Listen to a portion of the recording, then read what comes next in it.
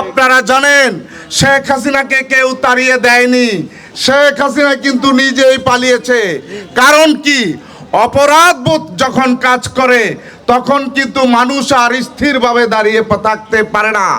অথচ একজন মিথ্যাবাদী সে নাকি বারবার বলেছে বঙ্গবন্ধুর কন্যা কখনো পালায় না। তাহলে এখন জাতির প্রশ্ন, শেখ হাসিনা তো পালিয়েছে, উনি কি তাহলে বঙ্গবন্ধুর কন্যা নন? এটা এখন জাতির প্রশ্ন হয়ে দাঁড়িয়েছে। বিগত দিনেও তার পারিবারিক পরিচয় নিয়ে বিভিন্ন রকম আলোচনা রয়েছে। আমরা বিএনপির লোকেরা এত নিচু মনের মানুষ না, এ সমস্ত বিষয় নিয়ে আলোচনা করতে চাই না। কিন্তু বাংলাদেশের মানুষ এখন প্রশ্ন করে, কোথায় শেখ হাসিনার দত্ত দানবরা? আমাদের সন্তানেরা যাদেরকে তাড়িয়ে দিয়েছে তারা নাকি এই দেশ পরিচালনা করার সাহস দেখায়।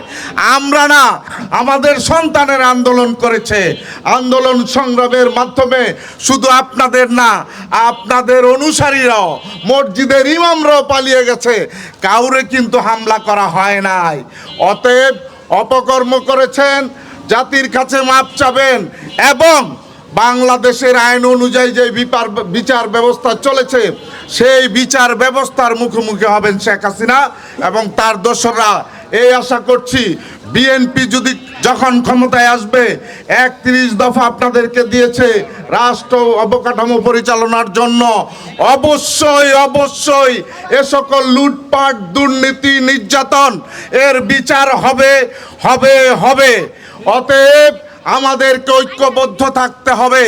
ঐক্যবদ্ধ থাকে এই দুঃশাসন, এই অপকর্মকারী শেখ হাসিনার দল, ফ্যাসিস্ট আওয়ামী লীগের শাস্তি যতদিন পর্যন্ত এই দেশে নিশ্চিত না হবে ততদিন পর্যন্ত শহীদ জিয়ার আদর্শের সৈনিকেরা অতন্ত্র প্রহরীর মতো 18 কোটি মানুষের পাশে থাকবে।